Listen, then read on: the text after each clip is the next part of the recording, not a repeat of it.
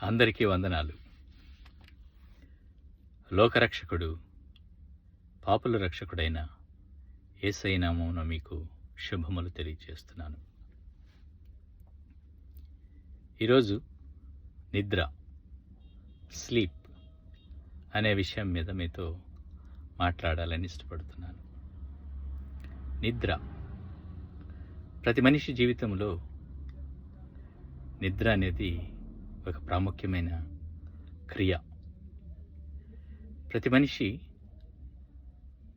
6 నుంచి 8 గంటలు తప్పనిసరిగా నిద్రపోవాలి అని సైన్స్ చెబుతుంది. నిద్ర ఎందుకు అవసరం అంటే, మనం దినమంతా పనిచేసి మన శరీరము, మన బ్రెయిన్ అలసిపోయి ఉంటాయి. వాటికి రెస్ట్ అవసరం. మనం 6 నుంచి 8 గంటలు నిద్రపోయినప్పుడు శరీరానికి, బ్రెయిన్కి రెస్ట్ దొరికి మనం మళ్ళా ఉదయాన్నే లేచినప్పుడు కొత్త ఉత్సాహంతో, కొత్త శక్తిని పొంది మనం ఆ నెక్స్ట్ డే పని చేయడానికి మనలో ఆ శక్తి సామర్థ్యాలు వస్తాయి. అందుకని నిద్ర ప్రతి మనిషి జీవితంలో కంపల్సరీ అని సైన్స్ చెబుతుంది. అది మనం తప్పక చేస్తూ ఉండాలి. Sleep rests the brain and the body. Sleep repairs the wear and tear of the body and the brain. So నిద్ర అనేది మనిషి శరీరం యొక్క అలసటని తీసివేస్తూ, శరీరంలో ఉన్న సమస్యలన్నిటినీ తీసివేస్తుందంట. మనం సరిగా నిద్రపోకపోతే ఎన్నో అనారోగ్య సమస్యలు వస్తాయని సైన్స్ చెబుతుంది. బీపీ, షుగరు, తల తిరగడం, గిడీనెస్, వామిటింగ్స్ అనేకమైనవి ఈ నిద్రలేని కారణంగా వస్తాయని సైన్స్ చెబుతుంది. అయితే ఇంత ప్రాముఖ్యం ఉన్న ఈ నిద్రకి, ఈ నిద్రను గురించి కొందరంటారు, చక్కగా నిద్రపోయేవాడు అందరికంటే శ్రీమంతుడు అని. The prosperous man is one who sleeps well. చక్కగా నిద్రపోయేవాడు ధనవంతుడట. మీరంటారు ఆరోగ్యమే మహాభాగ్యమని. కానీ నేనంటాను, చింతలేని నిద్రపోయేవానికి మంచి ఆరోగ్యము మహాభాగ్యంగా లభిస్తుంది అని అంటాను. అయితే ఇంతటి మహాభాగ్యమిచ్చే నిద్రకు కారణం ఎవరంటారు? చెప్పుకోండి చూద్దాం. ఇంకెవరండి? మన యేసయ్యే, మన తండ్రి. ఆయన నిద్రపోకుండా మనకు నిద్రను దయచేసే మన తండ్రే ఈ నిద్రకు కారణమై ఉన్నాడు. అయితే దీని గురించి నేను ఎందుకు మాట్లాడుతున్నానని మీకు ఆలోచన వస్తుంటుంది. ఈ నిద్రను గురించి బైబిల్ మనకి ఏం బోధిస్తుందో ఒకసారి బైబిల్ ద్వారా చూద్దాం. Let us see. సామెతలు 3:24లో చూస్తే, పడుకున్నప్పుడు నీవు భయపడవు, నీవు పరుండి సుఖముగా నిద్రించెదవు. Sleep is a gift of God, which is given to His beloved. ఆయన ప్రేమించే బిడ్డలకి దేవుడిచ్చే ఒక గొప్ప వరం అంట ఈ నిద్ర. నిద్ర లేక ఎంతోమంది ఎన్నో సమస్యలతో బాధపడుతూ ఉంటారు.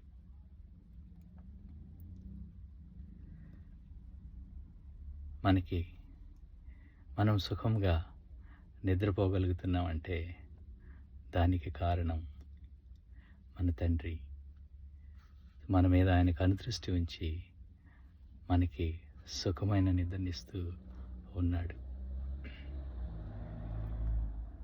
ఇది మనకి స్వతహాగా వచ్చేది కాదు, దేవుడిస్తేనే మనం పొందగలుగుతున్నామని బైబిల్ వాక్యం సెలవిస్తుంది. అందుకే దేవుడు అంటాడు ప్రసంగి 5:12లో, కష్టజీవులు కొద్దిగా తినినను ఎక్కువగా తినినను సుఖనిద్ర పొందెదరు, అయితే ఐశ్వర్యవంతులు తమ ధనవృద్ధి చేత వారికి నిద్ర పట్టదు అంటున్నాడు. సో ధనవంతులకి వారికి నిద్ర పట్టదు, ఎందుకంటే వారి మనసంతా ఆ ధనం మీదే ఉంటుంది. అది ఏ దొంగలు దోచుకుపోతారనో ఎవరు పట్టుకుపోతారా అని ప్రతినిత్యం దాని గురించి ఆలోచిస్తూ చింతిస్తూ వారు సుఖమైన నిద్రని పొందలేకపోతుంటారు.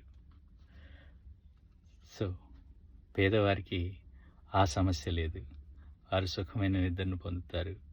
అది కాక దేవుడు పేదలను ఎంతగానో ప్రేమించాడు కనుక వారికి ఆయన వారి సుఖమైన నిద్రను, భయం లేని నిద్రను వారికి కలుగు చేస్తున్నాడు.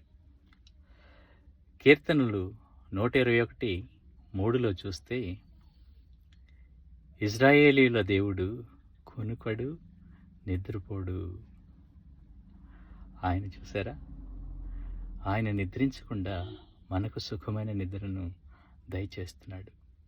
అందుకే దావీదు భక్తుడు అంటాడు, మహోన్నతిని చాటున నివసించువాడే సర్వశక్తిని నీడన విశ్రమించువాడు అని. కీర్తనలు 91:1లో నిర్భయంగా చక్కటి నిద్ర పోగలుగుతున్నాము. అందుకే దావీదు భక్తుడు కీర్తనలు 127:1-2లో, యెహోవా పట్టణములను కాపాడని ఎడల దాని కాపాడు అని మేల్కొని ఉండుట వ్యర్థమే. మీరు వేకువన లేచి చాలా రాత్రి అయిన తరువాత నిద్రించుటయు వ్యర్థమే. సో దేవుడు రక్షించకపోతే, దేవుడు నిద్ర చేయకపోతే మనకి నిద్ర కలగదు. ఆ పట్టణాన్ని కాపలి కాసేవారి కూడా, వారి కావలి కూడా వ్యర్థమే. సో దేవుడు మనల్ని కాస్తున్నాడు, చూస్తున్నాడు. కనుక ప్రియులారా, మనం కూడా దావీదు భక్తుని వలె దేవుని వేడుకుందాం. ఏమనంటే, యెహోవా నెమ్మదితో పండుకొని నిద్రపోవుదును, నీవు నన్ను సురక్షితముగా నివసింపజేయము. కీర్తనలు 4:8లో దావీదు భక్తుడు ఈ విధంగా రాత్రివేళ నిద్రించినప్పుడు ప్రార్థన చేస్తున్నాడు. అప్పుడు మనం కూడా అలా ప్రార్థన చేస్తే దేవుడు మనకు సుఖమైన నిద్రను దయచేయును. మరియు మనతో కలల్లోనూ స్వప్నాల్లోనూ మాట్లాడతాడు. దేవుడు మనకి నిద్రను కలుగు చేసి ఆ సుఖమైన నిద్రలో మనతోటి ఆయన దర్శనాల్లో మాట్లాడుతూ ఉంటాడు. ఆదికాండము 22:3లో చూస్తే, అప్పుడు అబ్రహాము తన భార్య అయిన శారాను గూర్చి, ఈమె నా చెల్లెలని చెప్పెను గనుక గెరారు రాజైన అబీమెలెకు శారాను పిలిపించి తన ఇంట చేర్చుకొనెను.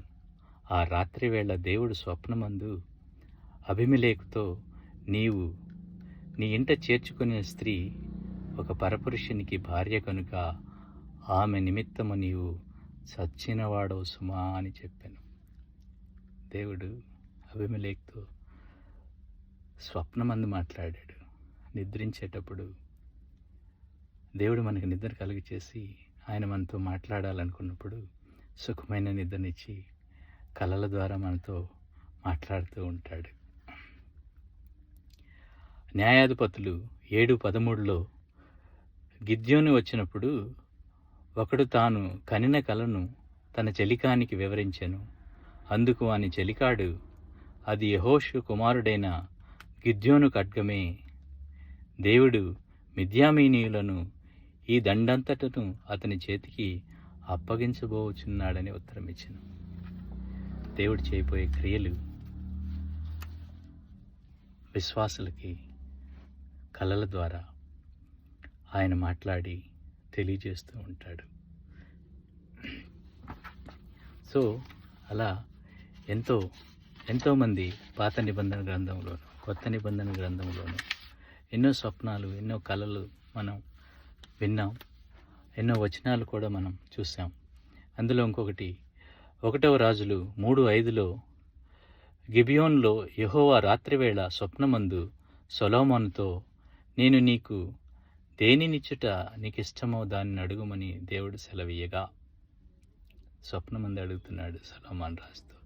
సొలొమోను, నేను మంచి చెడ్డలు వివేచించి నీ జనులకు న్యాయము చేయుటకు నీ దాసుడైన నాకు వివేకము గల హృదయమును దయచేయవలెను అని దేవుడిని కోరుకుంటున్నాడు. సొలొమోను మహారాజు దేవుడు స్వప్నంలో మాట్లాడితే ఆయన ధనధాన్యాలు అడగలేదు, ఆస్తుపాస్తులు అడగలేదు, జ్ఞానం అడిగాడు. ఆయన ప్రజల్ని పాలించడానికి అవసరమైన వివేకాన్ని అడిగాడు. ఈ విధంగా దేవుడు మనతో ప్రతినిత్యం మాట్లాడుతూ ఉంటాడు, విశ్వాసాలతో మాట్లాడుతూ ఉంటాడు. మత్తయి 1:20లో మనం చూస్తే, ఇదిగో ప్రభువు దూత స్వప్నమందు అతనికి ప్రత్యక్షమై, దావీదు కుమారుడమైన యోసేపు, నీ భార్య మరియను చేర్చుకొనుము, భయపడకుము, ఆమె గర్భము ధరించినది, పరిశుద్ధాత్మ వలన కలిగినది, ఆమె ఒక కుమారునికి కనును, తన ప్రజలను వారి పాపముల నుండి ఆయన రక్షించును కనుక ఆయనకు యేసు అని పేరు పెట్టుము అనెను. ఈ విధంగా యోసేపుతో స్వప్నమందు దేవుడు మాట్లాడాడు. మత్తయి 2:12-13, 23లో చూస్తే, హేరోదునొద్దకు వెళ్ళవద్దని స్వప్నమందు బోధించబడిన వారై జ్ఞానులు వేరొక మార్గమున వెళ్ళిరి. ప్రభుదూత స్వప్నమందు యోసేపుతో, హేరోదు ఆ శిశువును సంహరించవలెనని వెదుకుచున్నాడు గనుక మీరు లేచి ఐగుప్తునకు పారిపోయి నేను మీతో తెలియజేయున వరకు అక్కడే ఉండవలెననెను. ఇలా దేవుడు మనకి మంచి నిద్రను కలుగచేసి మనతో మాట్లాడుతూ మనం ఏం చేయాలో మనకి తెలియజేస్తూ ఉంటాడు. అలా పాత నిబంధన గ్రంథంలో, కొత్త నిబంధన గ్రంథంలో ఎన్నో విషయాలు ఎంతోమందితో దేవుడు మాట్లాడింది మనం చూసాం. ఈ కాలంలో కూడా దేవుడు మాట్లాడుతూనే ఉన్నాడు. మంచి నిద్ర కలుగజేసి ఆ నిద్రలో ఆ కలలతో దేవుడు వారితో మాట్లాడుతున్నాడు. ఎన్నో సాక్ష్యాలు మనం వింటూనే ఉన్నాం. నేనే మీకు ఒక గొప్ప సాక్ష్యం. దేవుడు నాతో ఎన్నోసార్లు కలల్లో మాట్లాడుతూ ఉన్నాడు. దేవుడు మా జీవితాల్లో ఏం చేయాలనుకుంటున్నాడు, కొందరి జీవితాల్లో దేవుడు ఏమి చేయాలని ఇష్టపడుతున్నాడో అవి కూడా కలల ద్వారా మాట్లాడుతూ తెలియజేస్తూ ఉన్నాడు. మనకి సుఖమైన నిద్రనిచ్చి మంచి కలలతో దేవుడు మనతో మాట్లాడడం కూడా ఎంతో సంతోషకరమైన విషయం. కానీ ఎంతోమంది విశ్వాసులు నిద్రలేక ఎంతో ఇబ్బందులు పడుతూ ఉంటున్నారు. దానికి కారణం వారిలో ఉన్న అవిశ్వాసము, దేవుని ఆజ్ఞలను, దేవుని వాక్యాన్ని అనుసరించకపోవడం, మరియు సాతానుడు వారిని శోధించడం వల్ల కూడా వారికి సరైన నిద్ర లేక ఎన్నో ఇబ్బందులు పడుతూ శ్రమలు పడుతూ ఉంటారు. యోబు 7:4లో చూస్తే, నేను పండుకొనినప్పుడల్లా ఎప్పుడు లేచెదనా, రాత్రి ఎప్పుడు గతించునా అని అనుకొనుచు తెల్లవారు వరకు ఇటు అటు పొరలుచు ఆయాసపడుదును అని యోబు భక్తుడు అంటున్నాడు. సాతానుడు ఎలా ఆయనకి శ్రమలను కలిగి చేశాడో చూడండి. ఇలా ఇప్పుడు కూడా ఎంతోమంది విశ్వాసుల్ని సాతానుడు శ్రమలకు గురి చేస్తున్నాడు. ఆ రీతిగా కొంతమంది భక్తులు, కొంతమంది విశ్వాసులు నిద్రలేని రాత్రులు గడుపుతున్నారు. వీటికి ఒక కారణం, ఎన్నో కారణాలు ఉన్నాయి. ఒక కారణం నేను చెప్పగలిగింది ఏంటంటే, మనం పాపం చేసి ఆ పాపాలని సరిదిద్దుకోకుండా మళ్ళీ పాపాలు చేస్తూ బల్ల సహవాసంలో పాల్గొంటున్నారు కొంతమంది. అలా బల్ల సహవాసంలో పాల్గొన్న కొంతమంది శ్రమలకు గురి అవుతున్నారు.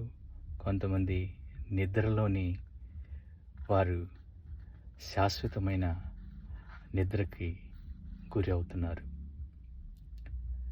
ఎందుకంటే వాక్యం మనకి సెలవిస్తుంది. 1 కొరింథీ 11:27లో, ఎవడు అయోగ్యముగా ప్రభు యొక్క రొట్టెను తినును మరియు ఆయన పాత్రలోని త్రాగును, వాడు ప్రభు యొక్క శరీరమును గూర్చియు రక్తమును గూర్చియు అపరాధి ఆగును.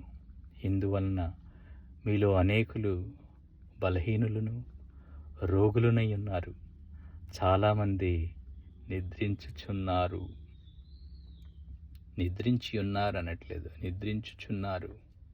It's still continuing. ఇప్పుడు కూడా అది జరుగుతూనే ఉంది. సో ఎంతోమంది నిద్రలో రాత్రి నిద్రిస్తారు, ఉదయం సూర్యుడిని చూడలేరు. వీటన్నిటికీ కారణం దేవుని ఆజ్ఞలను మీరడం, పాపము చేసి శ్రమలను మనం అనుభవించడం. కనుక ప్రియులారా, విశ్వాసులమైన మనమందరము నిద్ర పొందాలన్నా, సాతాను శోధనలు అధిగమించాలన్నా దేవుని ఆజ్ఞలను గైకొనాలి. వాటిని గైకొంటూ ఆయన వాక్యానుసారం నడుచుకుంటూ మనమందరం మంచి నిద్ర, చింతలు లేని నిద్ర, భయాందోళన లేని నిద్ర మనం పొందాలని దేవుణ్ణి కోరుకుంటున్నాను. అందుకే యేసయ్య అంటారు, ప్రయాసపడి భారం మోయు సమస్త జనులారా నా యొద్దకు రండి, మీకు విశ్రాంతి కలుగు చేతును అని మత్తయి 11:28 అంటాడు. మనకి విశ్రాంతి కావాలన్నా, సుఖమైన నిద్ర కావాలన్నా, భయం లేని నిద్ర కావాలన్నా, చింతలు లేని నిద్ర కావాలన్నా మన ప్రయాస అంతా ఆయన మీద మోపాలి, ఆయన మీద ఆధారపడాలి, ఆయన్ని విశ్వసించాలి, ఆయన ఆజ్ఞలను గైకొనాలి. అప్పుడు మనం సుఖమైన నిద్రని పొంది సంతోషించగలుగుతాం.